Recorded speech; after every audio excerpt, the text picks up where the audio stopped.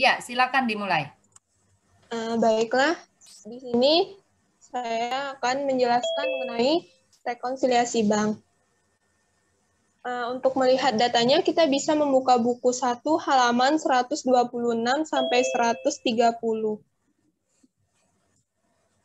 Di sini saya akan menjelaskan terlebih dahulu mengenai rekonsiliasi bank CAB. Coba tolong Roland bukain yang rekonsiliasi banknya dulu. Nah.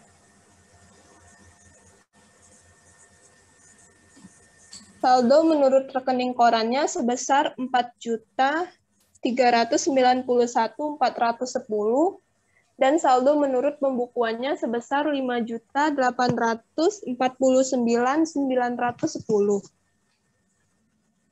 Di buku Bank CAB pada tanggal 3 Desember, yaitu pembayaran utang PT Berkat sebesar 100.110.000, sedangkan di rekening korannya dicatat sebesar 101.100.000, maka mengurangi saldo perusahaan, yaitu error in entity sebesar 990.000.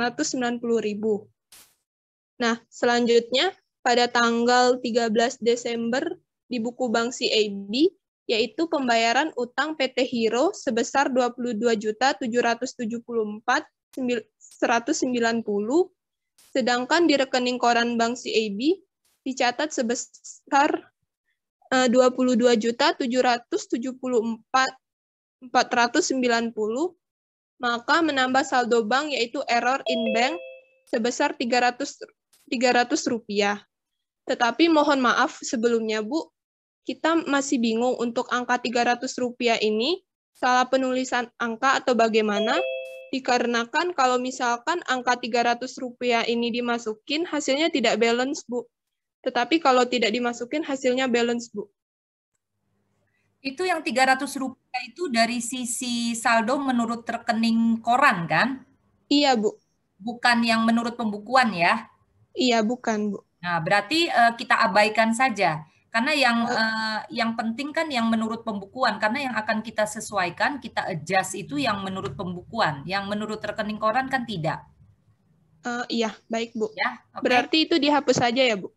Iya, mungkin itu cuma salah ini aja kali menurut saya mah salah ngetik angka aja kayaknya di soalnya loh ya, menurut saya. Iya, Bu. Tapi tidak perlu kita permasalahkan karena itu kan dari sisi rekening koran, bukan dari sisi pembukuan, ya. Yang penting adalah dari pembukuan gitu loh. Iya, baik, Bu. Oke.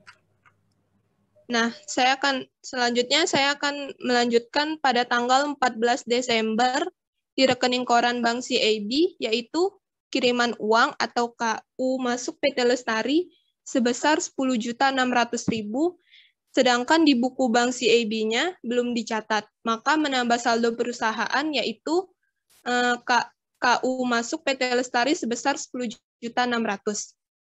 Selanjutnya pada tanggal 26 Desember di buku Bank CAB, yaitu pembayaran utang PT Caraka jatuh tempo 28 Desember 2018 sebesar 11 juta, sedangkan di rekening koran Bank CAB belum dicatat, maka mengurangi saldo bank yaitu outstanding check sebesar 11 juta. Selanjutnya akan dijelaskan oleh teman saya, Kristi. Oke, yang selanjutnya itu tanggal 26 Desember. Di pembukuan. Sebentar. Iya, Bu. Oh, ini masih yang Bank CAB ya, belum Iya. selesai ya. Oke, belum. nanti setelah ini juga ditampilkan jurnalnya apa gitu ya? Iya, Bu. Iya, Bu. Oke. Jadi yang tanggal 26 Desember itu di pembukuan buku bank dicatat sebesar 11 juta, sedangkan di rekening koran belum dicatat, jadi mengurangi di rekening koran sebesar 11 juta. Tanggal 28 Desember itu ada bank service charge dapat dilihat dari rekening koran jasa giro sebesar 25.000, biaya administrasi sebesar 25.000, lalu ada NSF, tolakan clearing, tanggal 28 Desember senilai 2.200.000 dan juga ada jasa giro menambah buku bank itu Rp156.500. Selanjutnya yang akan dilakukan journal adjustment itu adalah untuk perusahaan. Yang pertama jurnalnya boleh dilihat Lan jurnal. Nah, untuk jurnalnya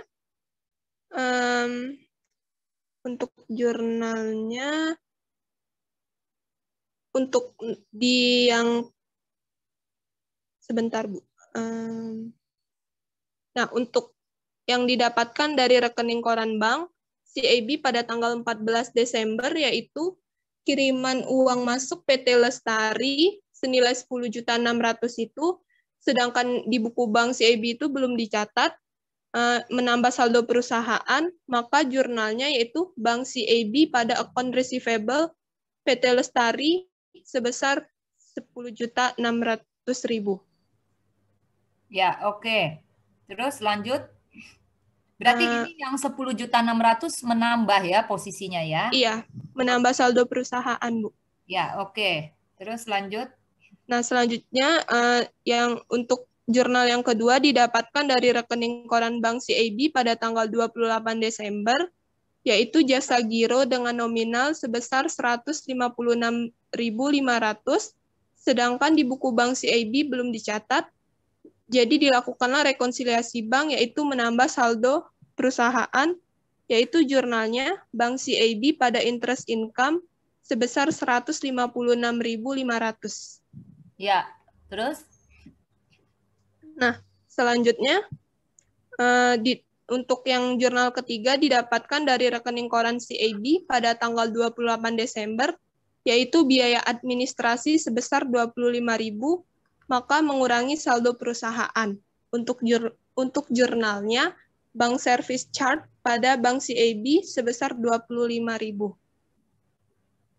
Biasanya kalau bank service charge itu ya, kamu tambahkan ya di dalam kurung, berarti dia masuk ke biaya ini ya, administrasi ya, masuknya ya. Iya, Bu. Biaya administrasi. Oke, terus lanjut. Selanjutnya itu ada tolakan clearing atau jadi perusahaan itu ada cek kosong atau NSF. Jadi kita di jurnal itu nyatetnya account payable pada bank CAB sebesar 2.200.000.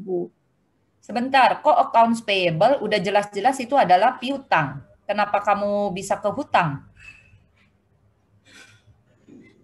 Kan yang NSF itu not sufficient fund, itu kan berkat kan? Itu kan PT Berkat itu kan customer kan? Berarti bagi PT Sukses itu adalah piutang kan, accounts receivable kan? Nah, di pembukuan ya, di pembukuan PT Sugus itu kan sudah dikurangi piutangnya, betul nggak? Karena dia asumsinya adalah sudah diberikan cek, berarti dia sudah langsung mengkredit piutangnya. Ternyata pada saat dikeliringkan itu ceknya kosong, gitu kan? Betul nggak? Iya. Nah, berarti kalau memang begitu ceknya kosong, kalau kamu jurnalnya ke accounts payable, apa hubungannya sama accounts payable gitu loh? Ngerti nggak, Kristi? Ngerti Bu, ngerti. Ya, berarti yang benernya apa? Iya. Debitnya apa jadi? Account receivable pada bank CAB. Nah, accounts receivable-nya PT apa tuh? Harus lengkap ditulis ya. PT Berkat. Ya. PT Berkat. Ya, berarti PT Sugus dia harus menjurnal lagi accounts receivable-nya karena sebelumnya sudah dikreditkan gitu loh. Ngerti kan? Oke. Ngerti, Bu. Yang selanjutnya itu no entry itu karena di jurnal adjustment sebelumnya dibagi. Coba Lan itu adjustment yang kemarin. Oke. Udah dicatat di ini yang pembayaran utang usaha, Bu. Jadi udah nggak dicatat lagi. Iya. Oke. Oke. 990 ya? Iya, benar, Bu. Ya. Oke, coba kembali ke itunya rekonsiliasinya. Udah semua nih berarti yang untuk Bank CAB ya? Udah. Udah semua. Sekarang yang Bank Lopo. Sudah, Bu. Oke. Kenapa? Bank Lopo. Oh ya, oke. Yang Bank Lopo, Bu. Berarti sekarang yang Bank Lopo ya. Oke. Iya. Bank Lopo itu pada tanggal 7 dapat dilihat data dari halaman 126 buku Bank Lopo sama 130 rekening koran dari buku Bank Lopo. Tanggal 17 Desember ada pembayaran utang oleh PT Elang, tapi belum dicatat di rekening koran. Jadi itu ada outstanding check PT Elang yang dikurangi di rekening koran senilai 2 juta. Selanjutnya, tanggal 21 Desember juga mengurangi saldo rekening koran senilai 5.500.000. Tanggal 24 Desember di rekening koran terdapat biaya administrasi sebesar 18.000 dan juga pada tanggal 27 Desember ada biaya administrasi senilai 5.000. Oke, terus untuk tanggal 27 Desember ada interest income menambah saldo pembukuan Bank Lopo senilai 75.226. Nextnya mungkin Leora, bagian Leora.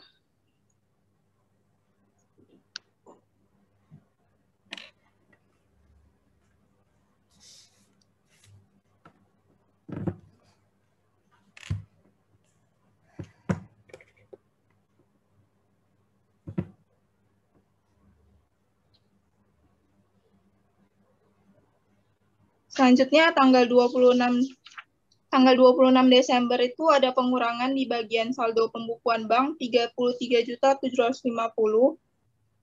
dan juga tanggal 28 ada NSF PT Lestari senilai 3.350.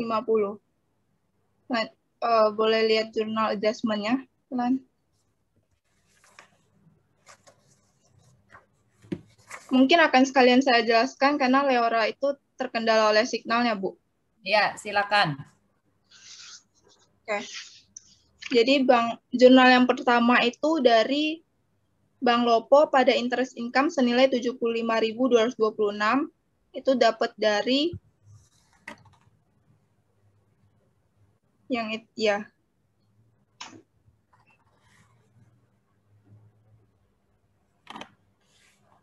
Selanjutnya ada account receivable pada Bank Lopo senilai 33.750.000. Bank service charge pada Bank Lopo senilai 23.000, ini penambahan dari 18.000 ditambah 5.000.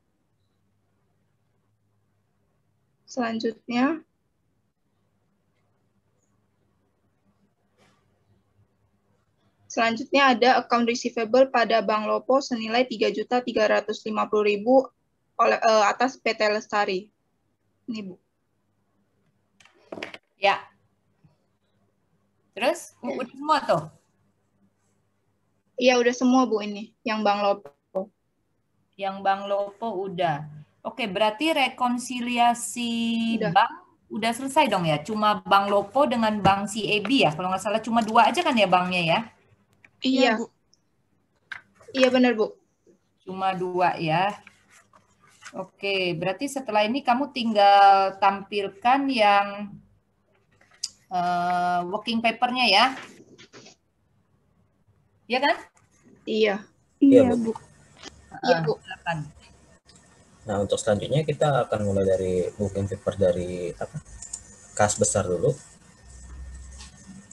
Nah, inilah booking paper dari kas besar, berita acara dari pemeriksaan buku kas besar.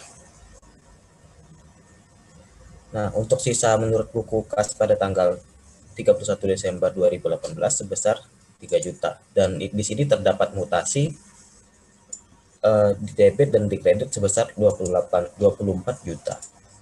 Sehingga selisihnya adalah 0 dari kedua mutasi ini. Kemudian, untuk sisa kas buku pada tanggal 31 Desember 2018, sebenarnya ini merupakan penambahan dari ini. Selisih mutasi debit atau kredit ditambah dengan 3 juta.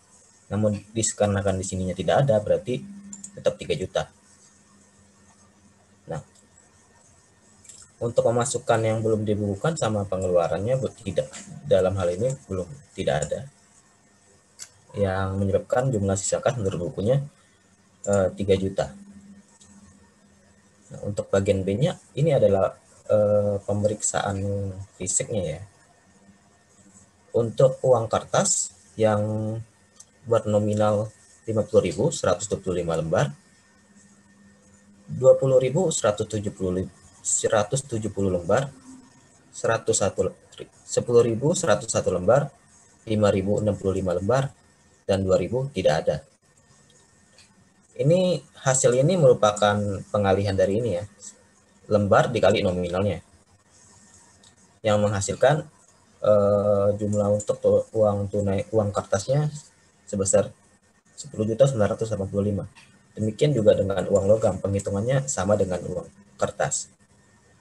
Nah, untuk jumlah uang logam adalah 15.000, maaf.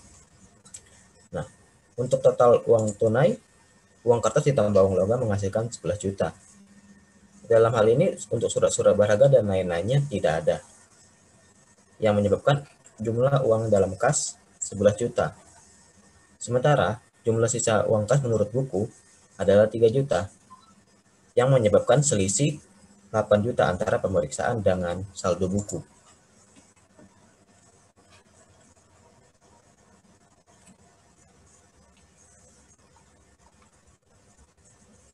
Oke, ini kan yang kemarin kita sudah bahas ya, Roland. Iya, untuk jurnalnya sudah dibahas. Untuk jurnalnya sudah dibahas ya. Iya, Bu. Sebentar, ini kas besar. Iya, kas besar, Bu. Kita bahas kas kecil apa kas besar? Kas besar, kas kecil, sama investasi saham, Bu. Tiga ya, kas besar, kas kecil, sama investasi saham. Iya. Kemarin selisihnya benar ya, 8 juta ya kemarin ya? Iya, Bu. Yang disebabkan oleh 2 juta, yang disebabkan karena ini, yang ada 2 selisih. Yang disebabkan pada halaman 124, Bu. 124, oke. Yang saya bilang akhirnya kan sudah saya jelaskan bahwa itu adalah tidak ada adjustment gitu kan, yang saya bilang ya. Iya, Bu. Yang 6 juta milik PT Pelita ya, di mana uang tersebut digabung. Kemudian yang 2 juta merupakan uang tagihan PT Merdeka yang pada tanggal 7 Januari 2019 yang belum dicatat oleh kasir, ya kan? Iya. Ya. Oke, terus? Nah, untuk selanjutnya adalah berita acara dari buku kas kecil. Untuk mekanisme buku kas kecil sama dengan buku kas besar. Untuk sisa menurut buku kas kecil tanggal 31 bulan 12 2018 adalah 2 juta dan sampai akhir tidak ada transaksi tambahan, yang menyebabkan jumlah sisa uang kas menurut bukunya tetap sama 2 juta. Nah, untuk pemeriksaan secara fisiknya sama dengan buku kas besar. Jumlah lembarnya dikali dengan nilai nominalnya yang menghasilkan angka ini. Kemudian angka ini dijumlahkan menjadi 1.515.000. Sama juga halnya dengan uang logam. Jumlah uang logam dikali dengan nominalnya yang menghasilkan 15.000. Yang kemudian dijumlahkan antara uang kertas dan uang logam menghasilkan 1.530.000. Nah, untuk di dalam uang kas kecil ini terdapat surat berharga, surat berharga 120.000 dan lain-lainnya. Seperti bon yang kayak pengisian bensin dan lain sebagainya 150.000. Yang kemudian semuanya ditotalin menjadi 1.800.000. Sementara saldo menurut bukunya adalah 2 juta. Nah, menghasilkan selisih kas sebesar 200.000. Oke, itu mesti ditulis ya, Roland, itu selisihnya kelebihan atau kekurangan tuh? Oh, salah satunya aja ya, Bu?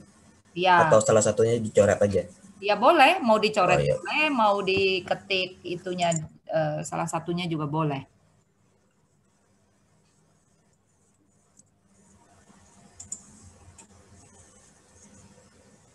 Oh ya Bu, yang kemarin sempat bingung juga kan kata Ibu kan kemarin kan jurnalnya udah dibahas.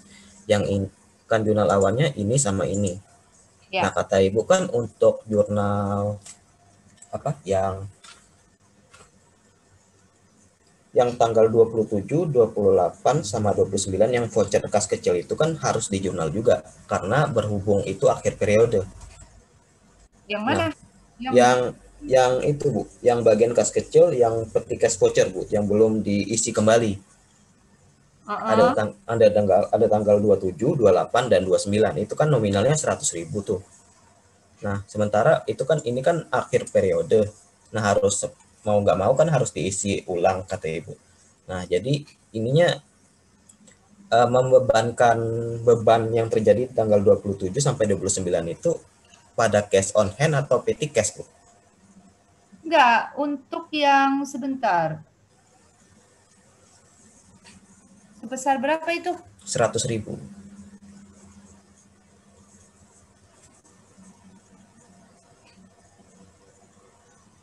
Bentar ya, 100.000. Itu biaya apa aja ya kebanyakan ya? Biaya uang muka perjalanan, biaya bensin, biaya parkir dan tol.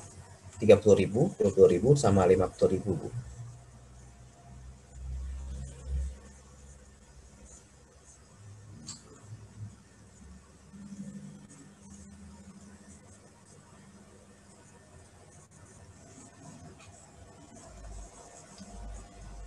Bentar ya, saya cek dulu ya. Iya Bu. Ini kan tanggal 27, 28, 29 ya, Pak, sebesar 100.000, di mana ini belum diisi kembali. Iya. Berarti kan pengertiannya begini, kalau belum diisi kembali itu berarti belum dicatat gitu loh. Iya. Ya, berarti pengeluaran ini belum dicatat. Nah, karena belum dicatat, ya berarti harus di ini jurnal, betul. Harus di ini jurnal. Tetapi bukan ke other expense dong. Oh, tetap jurnal satu persatu ya, Bu?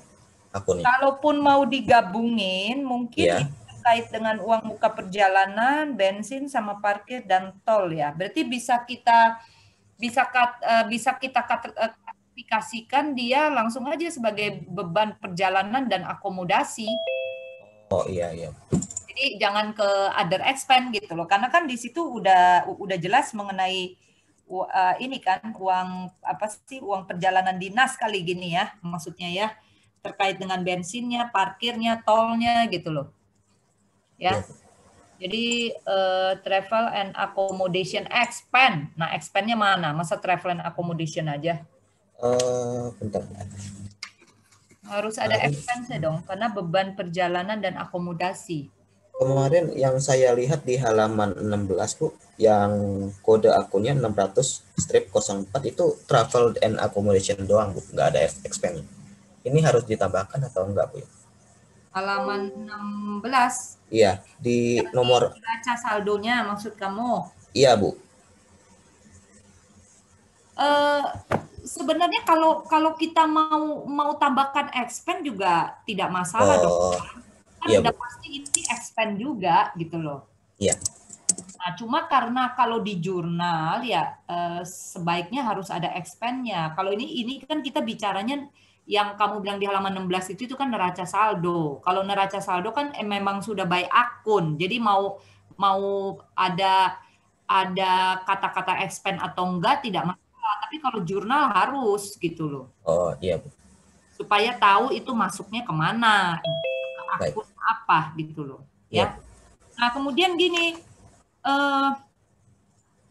itu bukan pada petty cash dong, Ada cash. sorry, bukan pada cash on hand dong, karena kan Apa? cash on hand-nya belum keluar uangnya, kan belum di-reimburse kan, ngerti nggak?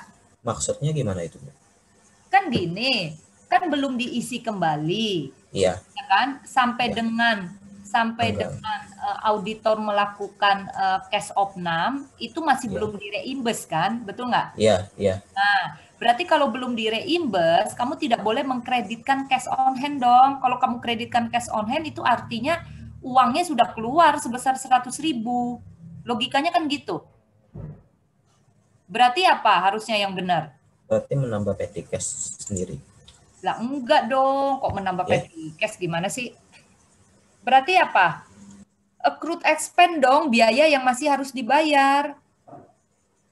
Karena kan posisi per 31 Desember 2018 kan itu belum direimburse. Berarti kan berarti cash on hand-nya belum berkurang dong, di mana itu akan direimburse di tahun 2019. Oh, berarti akhir periode itu nggak harus diisi kembali ya, Bu? Itu harus dicatat doang ya, Bu? Pertanyaannya bukannya harus diisi kembali atau tidak, Roland, tetapi kenyataannya dari soal kasusnya ini mengatakan bahwa pada saat auditor melakukan cash opnam, kan cash opnamnya di tahun 2019 kan, betul nggak? Iya. Nah, sampai dengan cash opnam aja itu kan belum direimburse kan? Iya. Nah, berarti logikanya adalah kalau belum direimburse berarti posisi per 31 Desember 2018 berarti petty cash-nya belum berkurang dong. Logikanya kan gitu, Roland. Oke. Jadi kamu tidak boleh mengurangi petty cash gitu loh. Kas besar ya istilahnya ya. Berarti tidak boleh langsung mengurangi petty cash sebesar 100.000 karena kenyataannya per 31 Desember 2018 uangnya belum berkurang gitu loh. Kas besarnya belum berkurang sebesar 100.000. Tetapi harus kita accrued gitu loh. Secara accounting kan kita harus accrual basis kan. Nah, kita accrued betul. Nah, tetapi akan dibayarkannya kapan? Dibayarkannya di tahun 2019 dong. Ya. Gitu loh. Oh ya, berarti kalau pas udah pengisian kembali, dia itu bukan travel and accommodation expense lagi ya, Bu? Berarti ya, ke accrued expense, ya? Accrued expense pada kas besar gitu loh. Iya, Bu. Oke. Ya. Iya, memang kas kecil. Loh, yang 100.000 itu kan, petty cash ya? Oh iya, sorry. Petty cash, iya. Salah ngomong saya. Maksudnya yang 100.000 itu adalah petty cash. Nah, jadi intinya gini, jurnal yang 100.000 itu kita tidak langsung mengurangi ke petty cash sebesar 100.000. Kenapa? Karena kenyataannya sampai dengan tanggal cash opnam itu masih belum direimburse gitu loh. Berarti kalau belum direimburse, berarti posisi per 31 Desember 2018 petty cash-nya belum berkurang gitu loh. Oh iya. Ya. Nah, tetapi yang betul adalah accrued. Nah, accrued itu kan memang kita secara accounting kita harus accrual basis kan. Nantinya akan direimburse gitu loh. Tetapi posisi per 31 Desember 2018 itu belum direimburse. Ya, jelas ya? Iya, Bu, iya. Jelas, Bu. Oke. Lanjut. Untuk yang rekonnya tadi udah dijelaskan oleh Rizka, Wati, sama Kristi, sama Leora. Apakah perlu dijelasin lagi, Bu? Nggak usah, itu kan sudah tadi. Iya, Bu. Berarti kamu sekarang tinggal masuk ke itunya aja. Iya, ke ini nih. Papernya. Indeks C. Nah, untuk indeks C-nya untuk apa?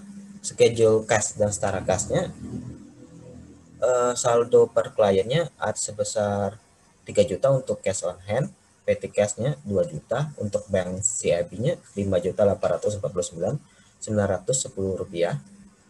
Bank Lopo-nya adalah 336.640.414 rupiah. Iya, Bu? Roland, itu 100 Iya. ribunya bukan ke cash on hand dong. Oh, iya. Ya kan? Harus Iya, Bu. Sebentar. diperbaiki lagi tuh.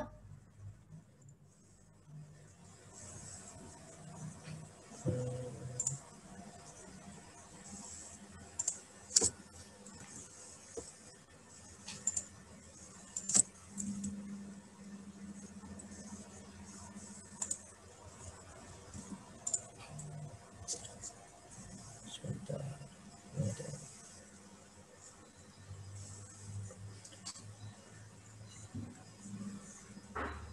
Sudah.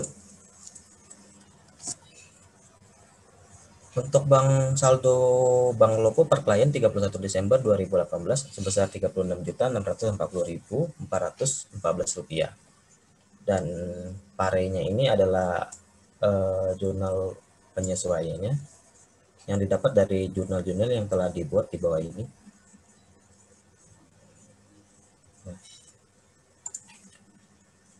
Yang pertama ada dari sisi petty cash.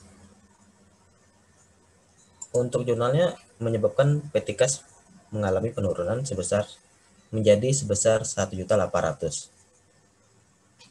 Untuk akun bank CIB ada jurnal yang menyebabkan penambahan di sisi debit yang berjumlah Rp10.756.500 dan menyebabkan penurunan di sisi kredit sebesar 3.215.000 yang menyebabkan saldonya menjadi Rp13.391.410 yang berasal dari saldo awal ditambah dengan debit dikurangi dengan kreditnya.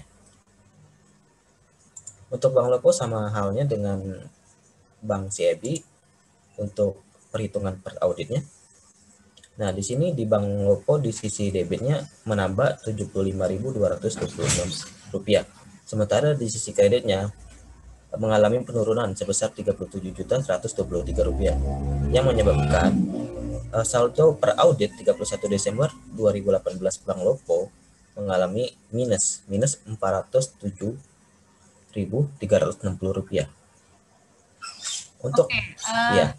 Gini, kalau untuk saldo bank itu biasanya kalau minus ya itu biasanya bisa langsung ditutupi dengan yang namanya overdraft atau penarikan overdraft gitu loh. Maksudnya gini, biasanya kalau untuk rekening giro ya, biasanya ada beberapa umumnya sih, bukan beberapa ya, umumnya bank akan memberikan fasilitas overdraft gitu loh. Hutang jangka pendek maksudnya lo kepada perusahaan ya. Jadi saldonya boleh sampai minus gitu ya, tetapi nanti kalau nggak salah diberikan waktu 1 minggu atau 3 hari ya biasanya untuk saldonya positif lagi gitu loh. Ya, jadi minus di sini kalau secara akuntansi ya itu akan kita adjust, kita nolkan gitu loh. Jadi jurnalnya adalah Bank Lopo ya, kreditnya adalah overdraft ya. Nah, overdraft di sini nanti akan menambah hutang gitu loh, hutang jangka pendek. Sehingga dia saldonya tidak menjadi minus tetapi menjadi 0. Ngerti nggak? Overdraft account. Iya, penarikan overdraft. Jadi itu nanti masuknya ke other ini ya. Hutang bank jangka pendek gitu loh. Nanti masuknya ke sana. Ya. Jadi ditambahkan aja jurnalnya. Nomor berapa tuh jurnalnya berarti tuh? Terakhir berapa? Dilanjutkan aja nomornya. Nah, berarti ditambahkan di nomor 45 ya. Berarti jurnalnya kan debitnya Bank Lopo ya. Bank Lopo, nah kreditnya itu penarikan atau dalam kurung overdraft. Nah nanti penarikan atau overdraft ini di penyajian di neracanya ya atau di statement of financial position-nya itu nanti masuknya akan ke hutang bank jangka pendek gitu loh. Ya. penarikan atau overdraft sebesar berapa minusnya itu 4 berapa tadi 40 berapa itu tadi?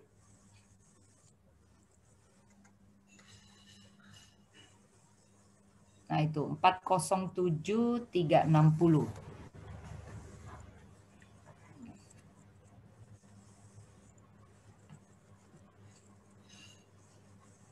Oke, kembali ke yang tadi lagi. Nah, itu tinggal kamu tambahkan di debitnya 407.360. Di ininya. 07, iya.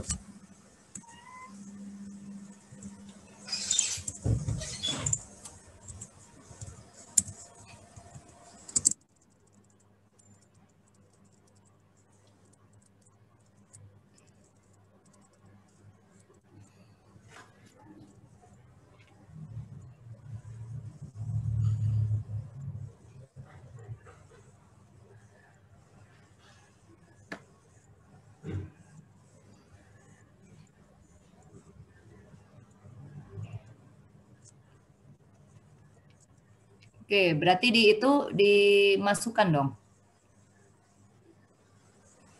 Nah, ditambah lagi debitnya. Kan ada jurnal dong, 407.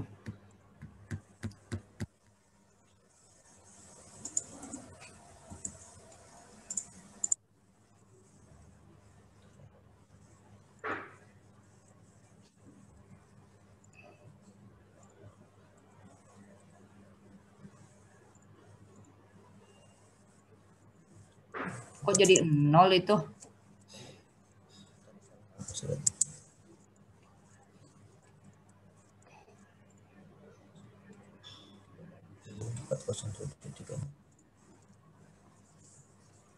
Kamu jangan tambahkan di bawahnya, Roland.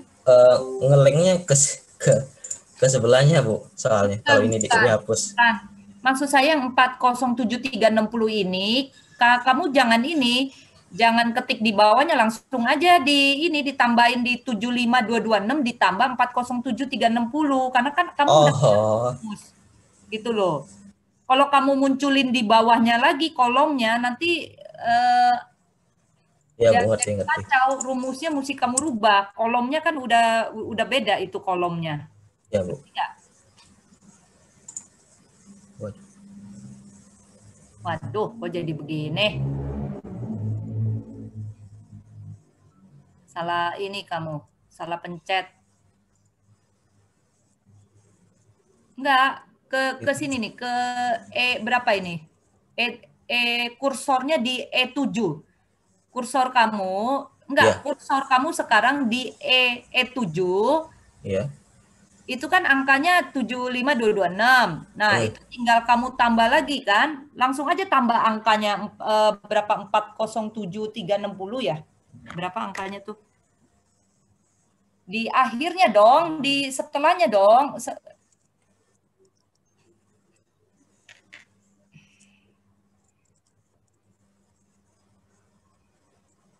Kok jadi gitu sih?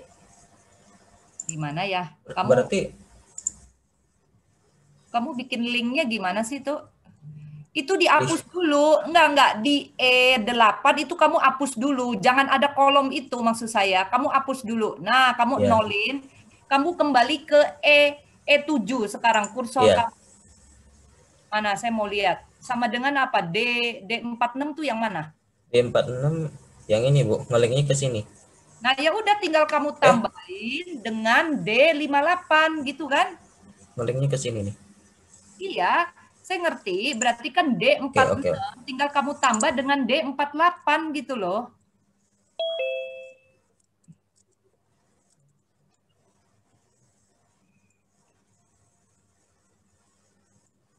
Nah, tambahkan D48.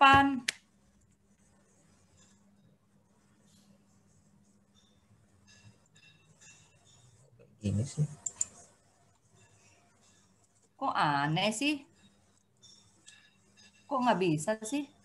Bentar.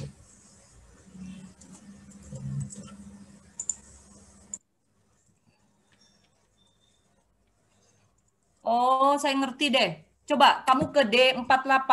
Bukan, oh ini rumus kamu harus ganti dulu. Iya, Ganti emang dulu. rumus Ibu. Kamu bukan value itu, rumus yang di D48. Kembali ke D48 itu harus kamu ganti jadi value dulu. Nah, itu kan rumus tuh kamu sama dengan apa tuh G7 ya, diganti dulu angkanya ke ini value. Nah, kamu ketik dulu. Yang kreditnya juga dong, jangan debitnya Kreditnya aja. sama dengan ini Ibu. Oh, Rumusnya ya udah, oke. Nah, sekarang kembali lagi ke situ. Nah, E7 baru kamu tambahkan dengan D48 tadi. Nah, baru bisa gitu loh. Jadi ingat kalau mau bikin link-link semua ya, kamu harus pastikan dulu angka yang kamu ambil itu ininya value, jangan rumus lagi. Kalau rumus lagi nanti jadi double dia. Biasanya Excel-nya jadi calculated-nya ngaco gitu loh kalkulasinya. Iya, Bu.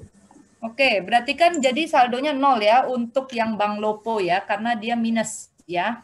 Oke. Totalnya jadi berapa tuh? 18.191 ya. Ya, untuk totalnya Untuk yang kas besar itu tidak ada selisih ya, Roland ya. Udah dihitung ya? nggak ada selisih sih Bu kemarin. Sama sekali ya? Hah? Nggak ada sama sekali. Nggak ada sama sekali ya? Iya. Ya, oke. Oke, terus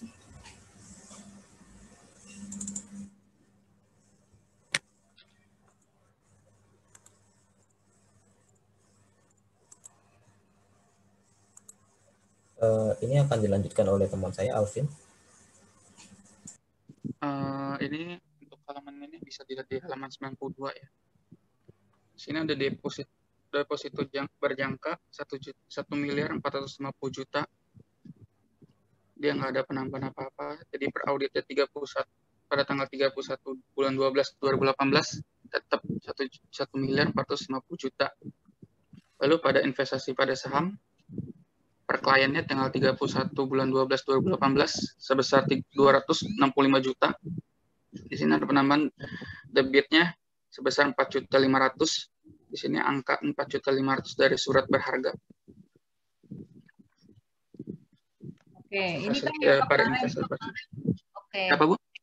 Ini yang kemarin kita udah bahas kan ya? Iya. Iya, yang 4.500 ini, yang surat berharga. Yang 4.500 yang deposito ya kalau nggak salah ya itu ya. Investasi saham Bu 4.500. Investasi pada saham Bu. Oh, Yang- investasi pada saham. Iya Bu, Iya. yang ini Bu. Yang di halaman berapa itu ya? Di halaman 125. Oh ya, oke, yang ini ya. Ya, iya. Jadi di sini hasilnya untuk per audit di tanggal 31 bulan 12 2018 sebesar 269.500.000. Untuk balance per kliennya itu sebesar 1.715 juta. Untuk pernya 4.500 dan untuk per audit 31 bulan 12 2018 sebesar 1.719.500.000. Kesimpulannya di sini adalah data telah disajikan secara wajar dan bebas dari salah saji material. Untuk jurnal sendiri, investment in share pada debit 4.500 dan unrealized holding gain or loss 4.500.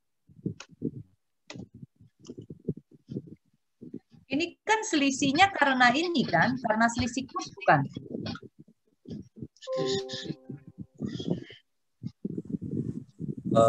Itu 4.500 ini karena selisih kurs bukan waktu itu? kemarin sih gara-gara kenaikan harga saham Bu. Oh iya, kenaikan harga saham ya, karena apa? Bukan selisih kurs. Maksud saya karena mengikuti ininya ya, harga pasarnya kan dari sahamnya kan, ya kan? Iya. Iya, PT Garam dan PT Gudang. Oke, berarti investment in share pada unrealized, bukan unrealized ya, jurnalnya itu berarti ke ini, bukan unrealized namanya, berarti gain on fair value adjustment ya. bukan unrealized itu. Biasa kalau unrealized itu kalau terkait dengan selisih kurs ya. Jadi kalau dia karena penyesuaian nilai wajarnya, kita sebut aja gain on fair value adjustment gitu. Ya. Oke, Bu. Berarti untuk selisih harga kurs itu memakai unrealized ya, Bu? Gini loh, kalau selisih kurs, enggak, salah. Kalau selisih kurs biasanya juga bukan unrealized. Kalau unrealized itu biasanya gini loh, PSAK yang baru gitu ya, SAK yang baru, kita tidak sebutnya sebagai unrealized lagi, tetapi gain on fair value, gain on fair value adjustment gitu loh, of investment in share. Jadi keuntungan karena adanya ini kan penyesuaian ke nilai ininya, nilai market value-nya. Karena ini kan masuk ke trading kan, investment in share-nya kan masuknya ke trading kan. Berarti kalau dia trading, berarti kan kita harus menggunakan fair value ya. Beda dengan investasinya kalau investasinya tuh bukan trading kan. Kalau kita lihat di PSAK itu kan ada 3 penggolongan, Roland ya. Ini dibuka PSAK-nya itu untuk investasi ada 3 penggolongan, yaitu kalau misalnya contohnya kita investasi dalam saham atau investasi dalam hutang, katakan gitu ya. Jadi istilahnya hutangnya itu investasi dalam hutang, contohnya misalnya obligasi katakan gitu ya. Kita beli obligasi, tapi obligasinya itu kita tahan gitu ya. Istilahnya held to maturity gitu ya. Kita tahan sampai dengan jatuh tempo. Nah, itu tidak menggunakan fair value kan? Itu menggunakan amortized cost gitu kan? Nah, tetapi kalau untuk trading, karena ini kan kategorinya trading kan, kalau dia trading ya kita menggunakan fair value. Nah, fair value itu sendiri kita akan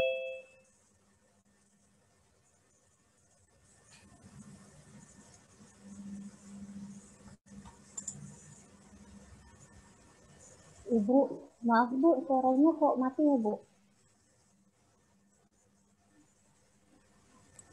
Oh, sorry. Aduh. Oke. Gini. Apakah sudah ini terdengar ya? Sudah, Bu, sudah. Sudah, Ibu. Kayaknya ke mute ya. Ada yang kepencet kayaknya nih. Ke mute kayaknya. Gini, kita pakai fair value adjustment ya karena memang berdasarkan SAK ya untuk investasi itu kan ada 3 penggolongannya ya kan. Ada yang istilahnya itu adalah held to maturity, artinya tidak ditradingkan, tidak diperdagangkan gitu loh. Nah, kalau ditradingkan kan kita harus menggunakan fair value. Kalau yang tidak ditradingkan kan kita menggunakan amortized cost. Contohnya misalnya kalau kita investasi dalam hutang. Nah, kalau ini kan investasi dalam saham kan? Iya, Bu. Iya kan? Nah, karena ini investasi dalam saham ya, berarti kan kita menggunakan fair value ya. Berarti kalau menggunakan fair value ya kita adjustnya ke gain on fair value adjustment gitu loh. Ya. Ya, Bu. Baik, Bu. Oke. Untuk deposito gimana? Ada adjustment? Nggak ada ya? Untuk deposito nggak ada adjustment. Nggak ada adjustment? Iya. Untuk deposito ya. Soalnya udah dibukukan pada tahun berjalan. Sudah dibukukan, oke. Iya. Oke, terus?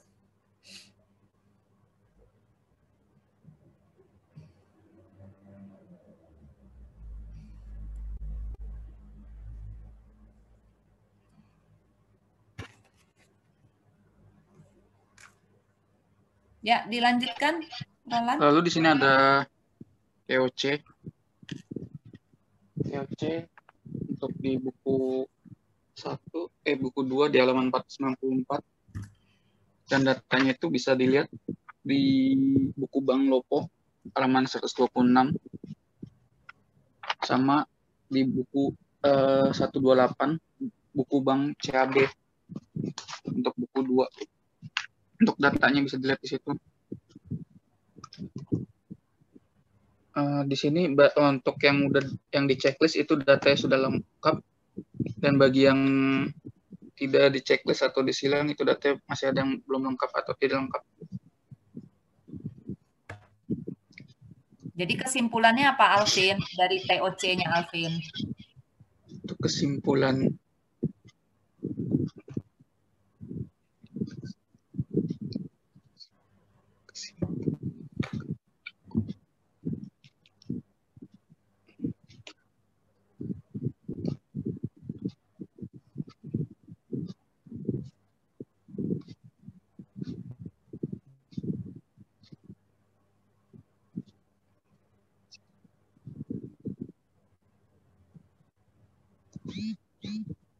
data telah disajikan, kesimpulannya itu data telah disajikan secara wajar dan bebas dari salah saji material.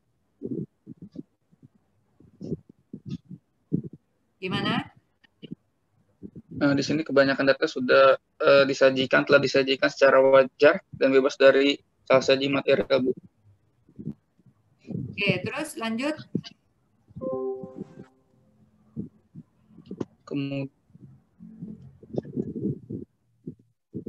Kemudian TOC 4 yang di halaman 95.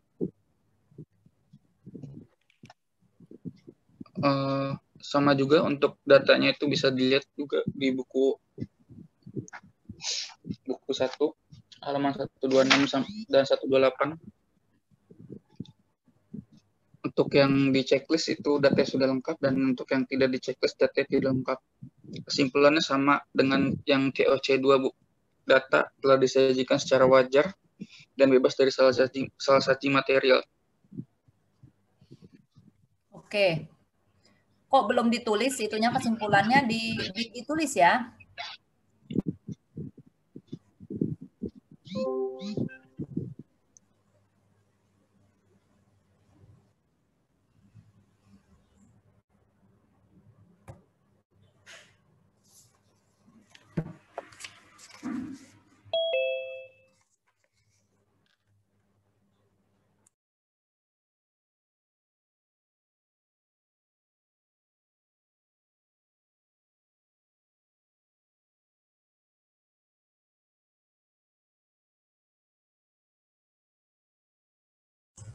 Untuk presentasi dari kelompok 3 udah selesai sih, Bu. Oke, ada pertanyaan dari kelompok yang lain. Sebelumnya untuk UTS sudah ada jadwalnya ya? Kalian sudah tahu belum ya? Halo? Jadwal UTS apakah sudah tahu? Hari Rabu ya, Bu ya? Ya, betul. Hari Rabu ya, jam 13.30 sampai dengan 15.30 ya. Jadi waktunya 2 jam ya. Jam 13.30 sampai dengan 15.30. Ya. Nah, nanti soal UTS ya akan saya posting di UVC. Nah, nanti saya akan saya akan berikan ketentuan UTS melalui WA group ya. Apa-apa saja nanti saya akan kasih tahu ya. Jadi intinya tuh begini ya. Kita UTS menggunakan UVC ya, jangka waktunya 2 jam, tapi saya akan memberikan waktu toleransi sampai 30 menit ya, berarti 2 jam setengah ya. Toleransi 30 menit, misalnya kalau Anda ada kendala sinyal dan lain sebagainya macam, kendala koneksi gitu ya. Jadi saya memberikan toleransi sampai 30 menit ya, berarti 13.30 harusnya kan berakhir jam 15.30, tapi saya berikan waktu 30 menit, jadi bisa sampai jam 16 gitu ya.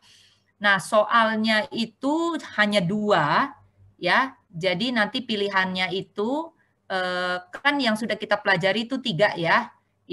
Yaitu pemeriksaan atas piutang, pemeriksaan atas persediaan, sama yang terakhir ini kas ya, kas dan setara kas ya. Jadi saya akan keluarkan soalnya 2 dari 3 materi tersebut ya. Nanti saya akan beritahu yang mana yang saya akan keluarkan, apakah piutang dengan persediaan, apakah piutang dengan kas bank, apakah persediaan dengan kas bank ya. Nanti saya akan update di WA group ya. Nah, kemudian untuk working paper-nya ya, itu Anda kan harus buat sendiri, tidak boleh diketik di Excel, semua harus tulis tangan ya.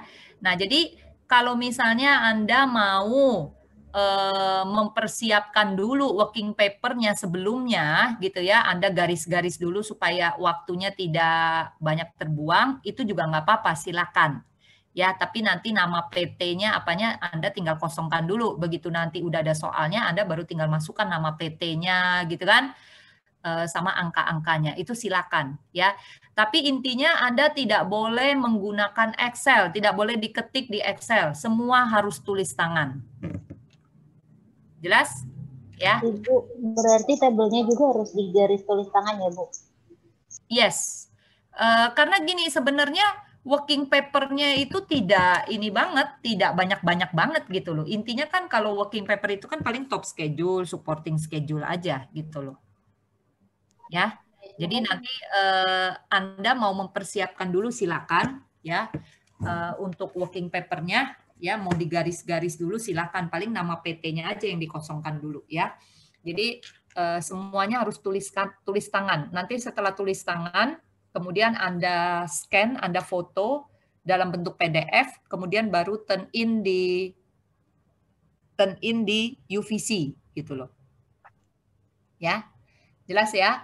Nanti saya akan update di WAG ya, soal mana yang akan saya keluarkan gitu loh. Baik, Bu. Bu mau nanya, Bu. Ya.